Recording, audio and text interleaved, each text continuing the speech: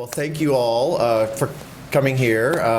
Thank you, Kathleen King, for inviting me. She's done an amazing job. I mean, I was here 2 years ago. I tried to resist her this year, and I discovered that's actually impossible for any of you that know her. So definitely thank you for the Healthier Kids Foundation and to the Silicon Valley Bank for the beautiful space here today. This is really great. My initial hesitation about coming back was that I had just been here, and Kathleen and I talked a bit, and how many of you were here 2 years ago when I spoke? Yes, so quite a few, so good. So I did put very little of that information in today's slides. But a lot has happened. So if you remember, I had just started a brand new organization, the Build Healthy Places Network then. In fact, I think we had just named it, and it consisted entirely of me sitting on my couch at home in San Francisco, seriously. And you'll get a sense now of what we've been up to and the things that I've uncovered as part of that work. The other reason I want to thank Kathleen is because it's like old home week for me today, because two of the other speakers, Tricia Barreto and Peter Long, are old friends of mine. And they brought their son Andrew, who's 12 years old, who we'll see if he's already very attentive. So we're going to see if he learned something from the rest of us. The funny thing, Tricia and I just realized we met 20 years ago next month, I guess. And so I was just telling Andrew, their son, that I know Tricia before his dad. So that we knew him as that guy.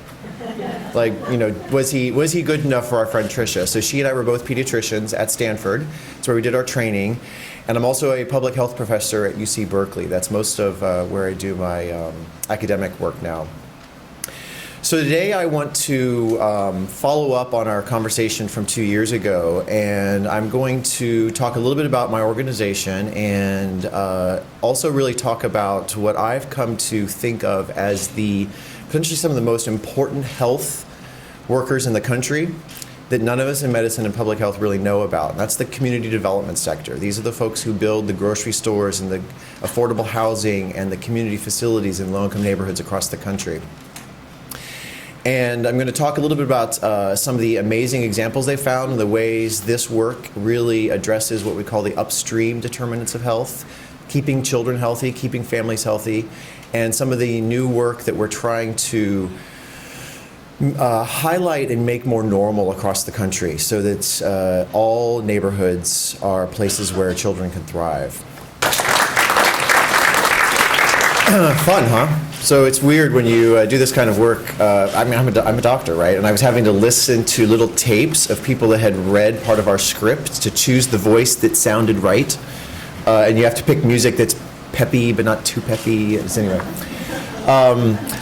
So this is what's drawn me into this from my medical career was really my experience working in East Palo Alto. So you're all familiar with East Palo Alto. I was the clinic physician in what was at the time the East Palo Alto Community Clinic and is now the Ravenswood Health Center. And really came to realize that despite my 25 years of education at that point, and interestingly what Kathleen did not say was I went on to get another 4 years on top of that. So I'm at 29 years now, I guess.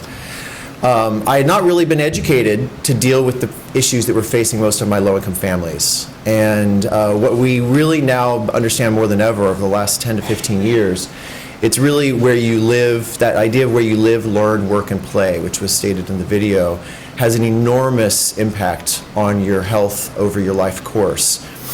A friend of mine really talks about these factors as being your body is the sum record of the opportunities and challenges that you face through your life. And that there are too many neighborhoods, too many communities where there are more challenges than there are opportunities. And this is not a inconsequential issue because we spend, as you know, as of this year, the estimates are $3 trillion a year on medical care. $3 trillion a year. 1% of $3 trillion is, it's really hard to do without a calculator.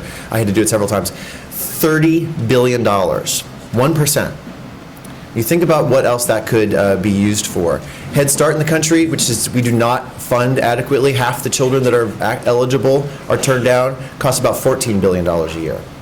$30 billion a year is just 1% of what we spend on medical care. 80% of that is chronic disease, avoidable disease, and most of that comes out of low-income neighborhoods, out of low-income populations. So this is a big issue, and really what drew me into this was these colleagues who didn't even think of their work as being health-related, who are really getting under the communities and helping raise them up. So you probably heard this term, your zip code is more important than your genetic code in determining your health and life chances. That's really a shorthand for that idea that where you're born and where you live play an enormous role in your health over time. And this plays out dramatically in life expectancy. You may have seen some of the recent studies in the New York Times showing life expectancy across the country, across different counties. I'm actually as impressed or more impressed by life expectancy within cities. So it's not just across large areas. These are this happens to be New Orleans. What you see here is there's the life expectancy downtown near the French Quarter. This is the Tremé neighborhood, 55 years compared to 80 years up by Lake Pontchartrain. 3 miles apart, 25-year difference. Life expectancy of 55 years is about the same as sub-Saharan Africa, Uganda. And that's in the United States, within a city, not even just across counties or large areas. But New Orleans is a complicated city with a history of corruption and racial segregation. This is Minneapolis-St. Paul, arguably one of the best-run, wealthiest, healthiest cities in the country, and there's still a 13-year life expectancy gap, one exit ramp apart. These are life expectancies by exit ramp. They interviewed a guy, when this study came out, interviewed a guy who lives in the red circle there in the lower left, and so what do you think about this? He goes, well, I think I'm going to move to the next exit ramp over. And that's really sort of the point. Because my colleagues in community development say that they're in the zip code improvement business. And honestly, I, as a physician and as a public health professor, didn't think of neighborhood as something that could be changed dramatically. We were trained to think of it largely as a factor to take into account when considering the risks, not a changeable factor. And so that's what I'm going to tell you a little bit about today. So I want to be clear is that what we're talking about with community development is not urban renewal. It arose from urban renewal, but urban renewal was an enormous failure, and there's lots of reasons for that. This is actually Pruitt-Igoe in St. Louis. It only lasted, 15 years before it was demolished. It turned into an instant slum. Although I will point out, importantly, in the upper left, this replaced really dilapidated housing. You see there's a church, there's a school, there's public transportation, there's parks. The elements were there, but it turns out you really have to have more buy-in from the community from the beginning. So what's built now with the resources that I'll tell you a little bit more about and how are housing. So affordable housing. This is public housing in the lower left with solar panels on the roof. The residents there not only don't pay for utilities, they actually get a check every month. On the right, this is supportive housing, which is the term for housing for the homeless or the vulnerable. This is in San Francisco. If you walked by it, you'd want to move into that building.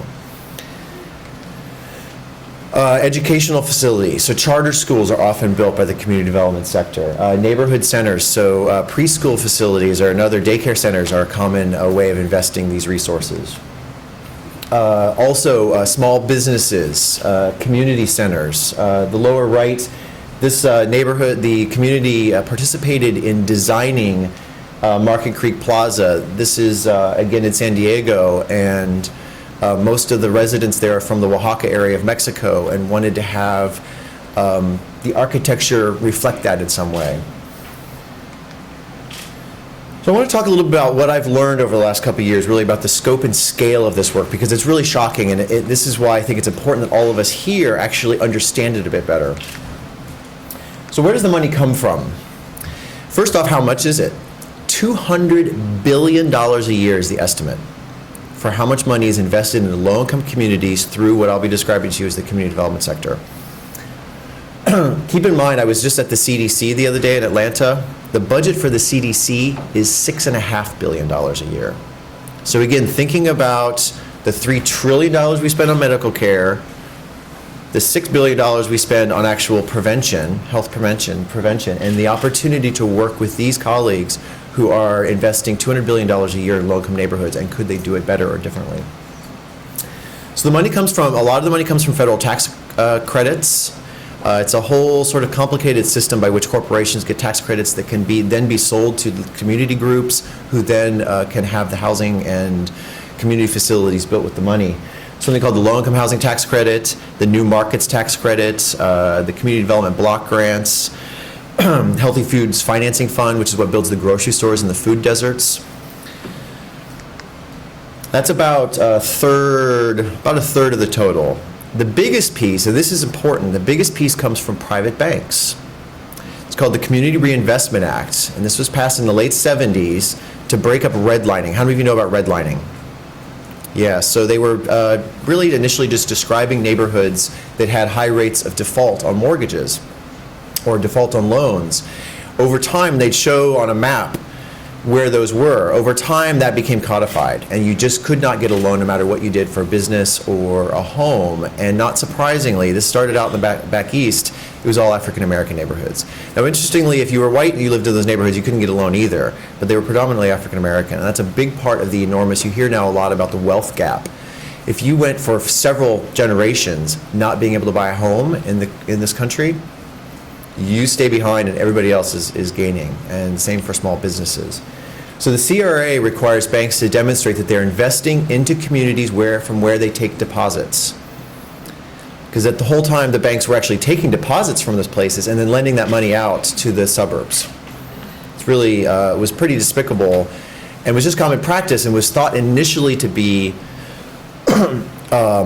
just risk adjustment, but it was clear over time that it was having really negative side effects. But you want to do it carefully, and this is an important part of the work that community development does. This is on the order of $130 billion a year that comes through private banks and goes through intermediaries that I'll be telling you about. The important thing is the process is very highly vetted. So the default rate of these community loans is actually very, very low. As low as 2% in some cases for things like affordable housing. So it's actually very safe investments. And then finally, there's a growing trend towards mission-related investments, program-related investments through foundations, and then pay-for-success models. Those are getting a lot of press recently as well, and social impact bonds. So who are the players? This is kind of this acronym soup that is kind of important to understand because, you know, if it's a $200 billion industry, there are a lot of important actors out there that it's good for us to know. So one of the CDCs, the Community Development Corporations, there are 4,000 CDCs across the country. There are absolutely CDCs in every town on the peninsula in San Jose. Excuse me. The idea of the corporation there comes actually, that was Robert Kennedy's term, is to provide a little more heft back in the 60s when the term was created for these community groups. So they're the grassroots, the on the ground. So where I live, for example, there's the Mission Neighborhood CDC. I was just speaking yesterday at the big CDC in West Oakland called the East Bay Asian Local Development Corporation. Community Development Financial Institutions, CDFIs. These are the nonprofit banks. Some are local, some are national. There are 1,000 of them across the country. They are the ones who, they're nonprofit, they serve as the conduit to help get these tax credits and other complicated dollars into the hands of the local community groups, which is why now when you saw those pictures of that beautiful housing and those, the parks and the facilities are much more appropriate for the community. Because the community actually is playing. It's not HUD. Housing and Urban Development has not built affordable housing in 40 years, which really shocks people because the assumption is that's who builds affordable housing. That hasn't happened in decades. It's mostly built through low-income housing tax credits, run through these intermediaries, the CDFIs, directly to local groups. And then affordable housing developers are big ones, and I'll show you. Oops, I think that just doubled up. There we go. So CDFIs, just to give you a sense of how, I don't know, how real these organizations are. What I found in my work is that a lot of people in medicine and public health think of community development as an activity. We're all in community development, when in fact, in many ways, it's also a sector. These are actual organizations with CEOs, CFOs, employees, regional areas of interest. So LISC, Enterprise Local Initiative Support Corporation, Enterprise Community Partners are two big giant national ones. Actually, all of these are some of the big national ones. Low Income Investment Fund is based in San Francisco. They've invested over $2 billion over the last 20 years into low-income neighborhoods. Nonprofit Finance Fund is another big national one. The CDFI fund is a part of the U.S. Treasury that actually gives funding. That's where the Healthy Foods Financing Initiative for the grocery stores comes from. How many of you have heard of any of these? Good, good. That's actually great. CDCs. NeighborWorks is the big consortium nationally. There's about 300 members. These are just examples of BALDC I mentioned. Affordable housing developers, Mercy Housing, National Church Residences. Again, a lot of organizations I was unfamiliar with, interestingly, even though I was doing community health. So then I want to finish. We mentioned the other players really are the CRA-motivated banks, the foundations, impact investors. The trouble is a lot of these historically, so where I feel like I'm coming in now is a lot of these investments have been very siloed. And so they've focused in on housing, or focused in on a clinic, or focused in on a grocery store. But unfortunately, the way I think about it is to focus just to build housing or just to build a grocery store without dealing with some of the other issues is a little bit like sprinkling vaccinations over a neighborhood and hoping for the best. When we know vaccinations have to occur at the right time, in the right order, with the right number of doses, and the right size of the dose, right? And we make sure every child gets all of them. So why do we think that if you just build a grocery store and hope for the best, that that will have any effect at all? And that's largely what's happened. And that's partly what you see is a lot of the affordable housing that was built in past decades is sitting in isolated communities with no other resources, no transportation, nothing else going on. So a lot of what we're talking about now is trying to align those resources. So the state of the art really is what we have here. There's really 5 major components. Cross-sector, you involve multiple sectors simultaneously. Place-based, you're really thinking about the place and the people who are there. Data-driven, which is a lot of what my work is as well, is how do you actually measure impact or know that what you're doing is working. Resident participation and trust is super important. It's really what provides the glue to make it work. And by statute, the CDCs all have to have, it's like the community clinics, have to have, I think it's half their board has to be community members, and CDFIs do that as well. And the last is this idea of a community quarterback. And this is I want to talk a little bit more about because I think this is really getting towards the secret sauce. So the term community quarterback came out of a book that came from the Federal Reserve. So I put the website up here. I'll put this up at the end as well. So Investing in What Works is a great book. It's very short essays, and it's talking about different ways, finding examples from across sectors of things that actually work to change communities for the better.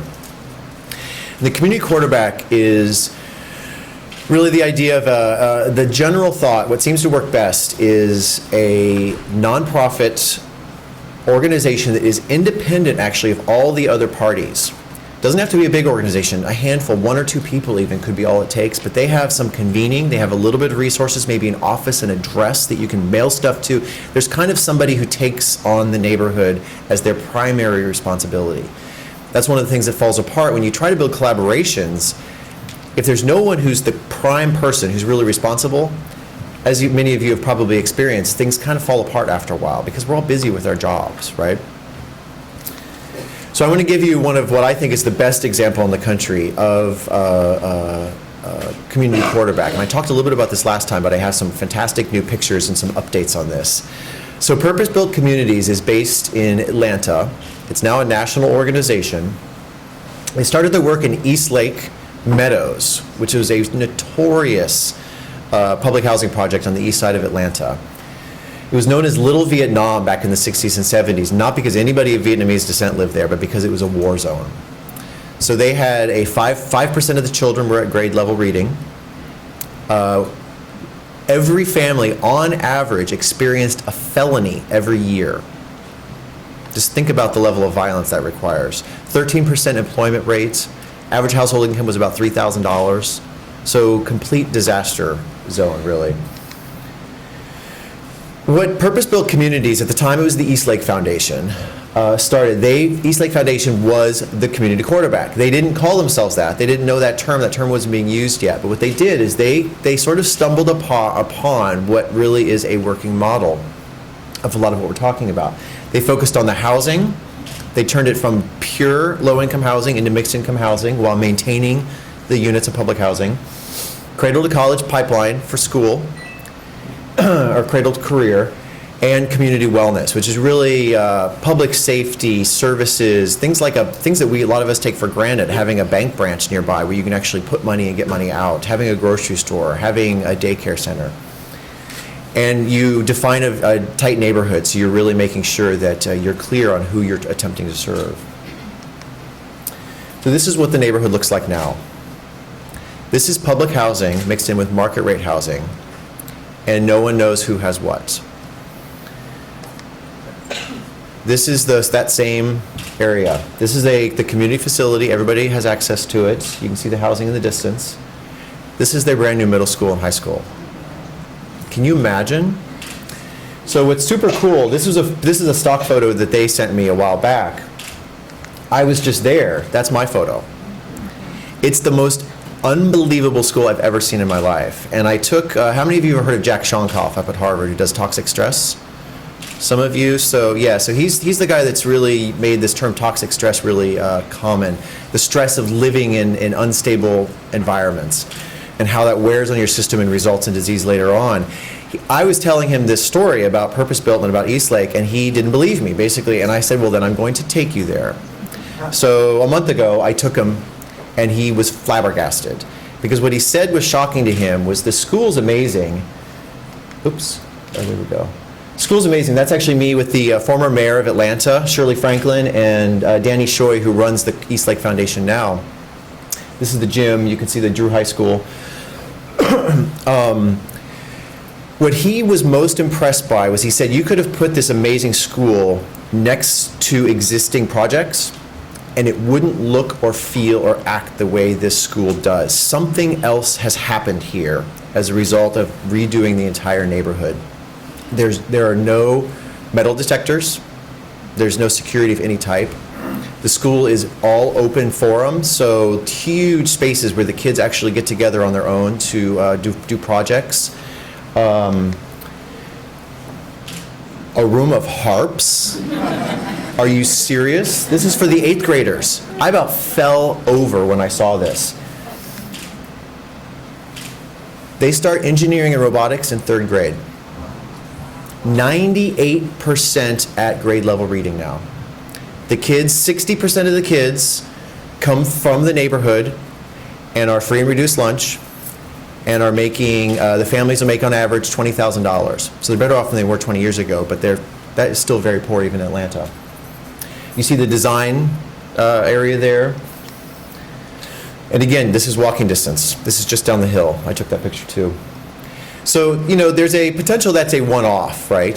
So I brought a couple more pictures. This is their second site. This is what made them into purpose-built communities. There's now 15 sites across the country. One is in East Oakland, the Castlemont neighborhood of East Oakland, called Castlemont Renaissance. This is New Orleans, Columbia Park.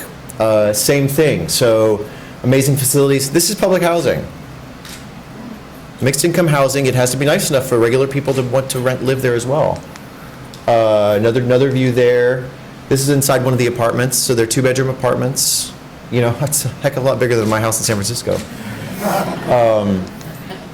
And a preschool on site, and they have a clinic on site. They're building a grocery store and a pharmacy right now. So this can happen in multiple places, and that's basically a lot of what we're trying to do is say this shouldn't be these isolated stories that nobody knows about, let alone a public health professor and researcher interested in improving the social determinants for children, and I had never heard of any of this. So just as a couple other examples of this kind of work, Partners in Progress was the Citi Foundation, so Citibank, their foundation gave out a number of millions of dollars to 13 different communities across the country specifically to focus on this community quarterback idea, and I think it was 11 of the 13 communities chose health as their focus, so they really see health and wellness as a better way of evaluating impact than just number of units of housing built. Even number of daycare or childcare slots that are created, which is a common metric for that industry. Is it good daycare or childcare, right? I mean, that's a really, really important distinction. The Way to Wellville is actually worth you guys looking up sometime. That is Esther Dyson, the venture capitalist, started this. It's an organization called Hiccup that she started. In Way to Wellville, they named 5 communities. It's 5 communities, 5 years, 5 outcomes. and they're really doing a holistic approach to see if they can demonstrate change over time. The Culture of Health Prize, the Robert Wood Johnson Foundation gives out to try to identify communities doing this work well. And the Build Health Challenge is a new effort. Again, a lot of these, despite the fact that I'm funded by the Robert Wood Johnson Foundation, I didn't even know about them. I mean, it's these part of my job is to make sure we all know about all these different efforts. So I want to talk a little bit sort of some funding innovation, so move towards how can we make this happen more often. So this is an example. This is, and I actually have some notes here.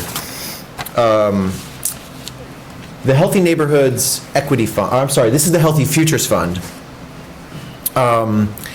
This is a consortium of the Kresge Foundation, that's the Kmart Foundation, Morgan Stanley, and the Local Initiative Support Corporation. So this is one of the big banks, one of the National Community Development Financial Institutions, and one of the big foundations. It's a $200 million fund, and you can only get access to it as a developer, as a nonprofit developer, if you are doing two things. You have to be putting housing and healthcare near one another. So not just close to one another, they have to work together, okay? So this right here is the best example so far. This is a very relatively new fund. So what I like about this is it incentivizes the good behavior.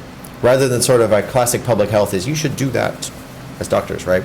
It incentivizes. People want the money, so they're going to put the things together. This is the Conway Center. This is Washington, D.C. This is a $90 million project. $34 million of it came from the Healthy Futures Fund, so it really was critical to getting this off the ground.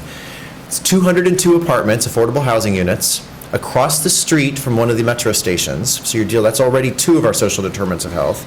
There's a health center that's going to see, brand new health center, going to see 15,000 patients a year. So access, that's a third one.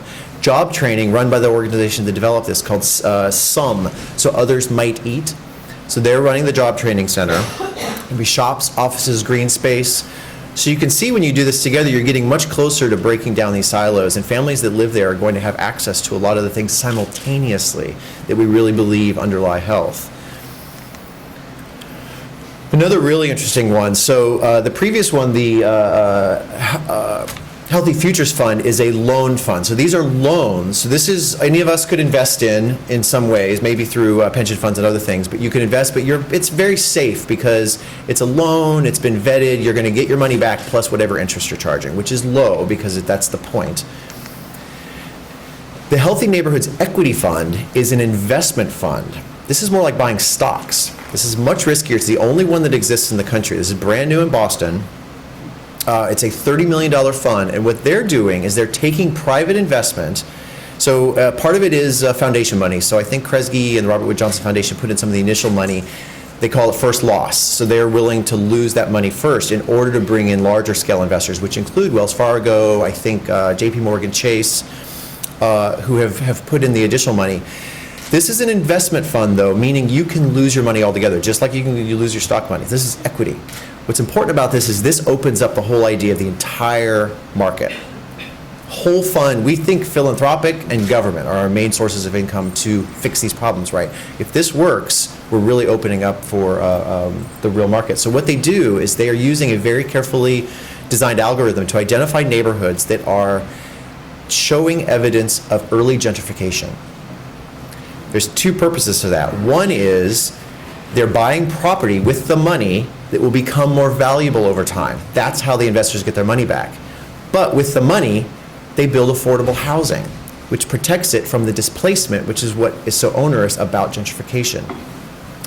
And they talk about a quadruple bottom line. You guys have probably heard double bottom line, financial return, environmental return. They're saying quadruple. They're saying financial, environmental, health, and community returns. And they're measuring all those things. So the investors can feel comfortable that they're having impacts beyond their own financial return, even though they do want a return. They're expecting 6 to 8% return. So I have a couple examples. These are rarer, but of healthcare systems specifically interacting or making these types of investments. So this is a great one. This is a drawing, of course, but it's actually about half built right now. I forget exactly when it's going to open, but fairly soon, I think next year. So this is the Community Health and Literacy Center in Philadelphia. What happened here was the Children's Hospital of Philadelphia had a dilapidated pediatric clinic. It's one of the best children's hospitals in the world. Stanford, will give CHOP their due. They had a dilapidated pediatric clinic on the same city block as a dilapidated library and recreation center that were owned by the city of Philadelphia. Now, hospitals and cities do not normally play well together. They actually, together, the city owned the whole property. They tore the whole thing down. The hospital got, let me see, $42 million. And remember I mentioned those the new markets tax credits? That's for job creation. The hospital got $42 million in new markets tax credits. What hospital's done that for job creation? Worked with the city that owned the land and paid a lot of the initial upfront costs to build a brand new facility that has everybody in one building. So it's a brand new clinic for low-income adults, pediatric clinic for the Children's Hospital, new library, and new recreation center. All interestingly across the street from a metro stop. So again, a great example of working together. Another example, Nationwide Children's Hospital in Columbus. Their approach has really been to identify, they call it healthy neighborhoods, healthy families. They've invested in the area around the hospital. Many of you know that a lot of hospitals, for a variety of reasons, often sit in the middle of some of the worst parts of town. You think like Johns Hopkins or Yale Medical School. And this case is true for Nationwide Children's Hospital. I grew up actually just a few miles away. So 31 blocks identified as their neighborhood, and their goal was to update 100 homes over 5 years. They actually did 144 homes over 5 years. Were very successful. They would actually rehab them, buy them really cheap, rehab them, and sell them back to the community. And part of me when I first saw that was like, it's only 144 homes. But over 5 years, if every hospital in the country converted 150 homes every 5 years for 20 years, the impact really starts to build.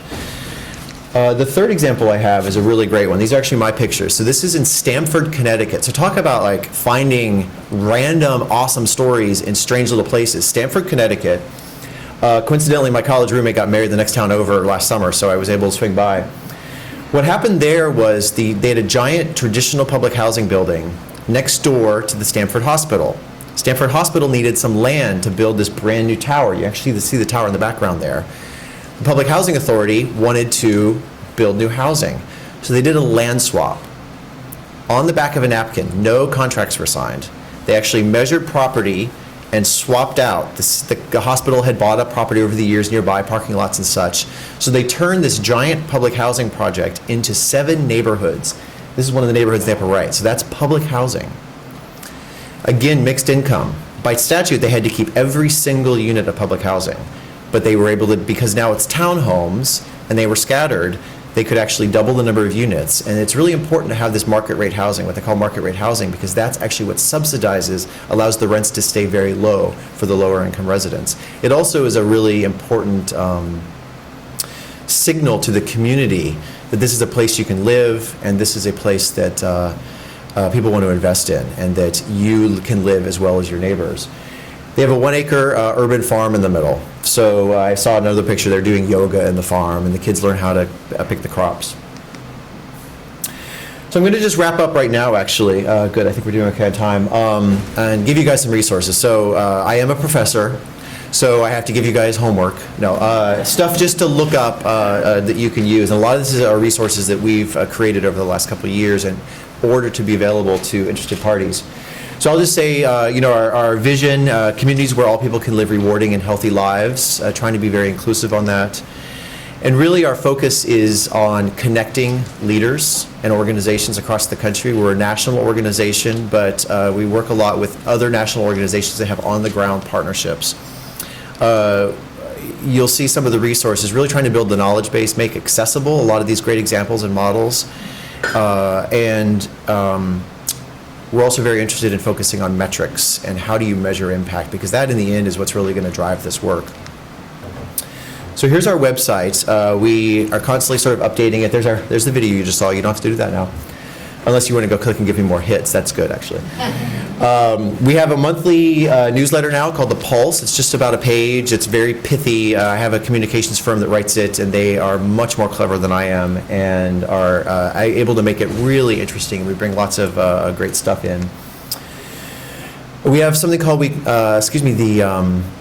community close-ups. So these are 9 case studies, and this happens to be Columbia Park. I showed you my own pictures actually, where we zero in on what works and what the financing was, who the partners were, what the timing was, all those things that you need to really be able to make this happen. Because what I found was a lot of the community development organizations were like, yeah, this sounds great, but it is hard just to build a grocery store, or just to build a clinic, or just to build housing. You're asking me to do them all at once. And this is actually where I think research really is important, because we do need to be able to make the case that it merits the extra effort and the extra risk. And remember, these are all bankers. Even though they're nonprofit bankers, they are bankers. So not only are they risk averse, they have to bring back a return. Yeah, thank you. This is a report. This is a great, just a handful page document called the Making the Case for Linking These Fields. So it's a great summary resource. And Measure Up is our portal for measurement tools. So again, a great place to go sort of check out what I've been able to dig up of the work that's already happening. A lot of mapping things that you can actually create your own maps for areas. I did that for a project in San Francisco, and could actually see like my own home on the map, and you can do zip codes and area codes. So just to end, I just want to say that I think for me, what I want everybody here to recognize, and I think that's clear, is that there are real partners out there who haven't considered themselves health focused in the past, but now really see their work as being health related. They have real financial expertise, which is something actually I think a lot of us lack. We're in a bank, so not everybody. But I think physicians, certainly healthcare, public health, we don't leverage the opportunities. We don't use money as effectively as I think we could. And these folks, not only do they know how to do that, they bring enormous resources of their own. And last, I think the importance of our getting to know one another, and of the need to build the case for this continued type of work. And that's something that it's not just about research on return on investment, just the impact and the political will to make this type of work occur. So I'll end here with this slide. Just has some of the resources, and can take questions.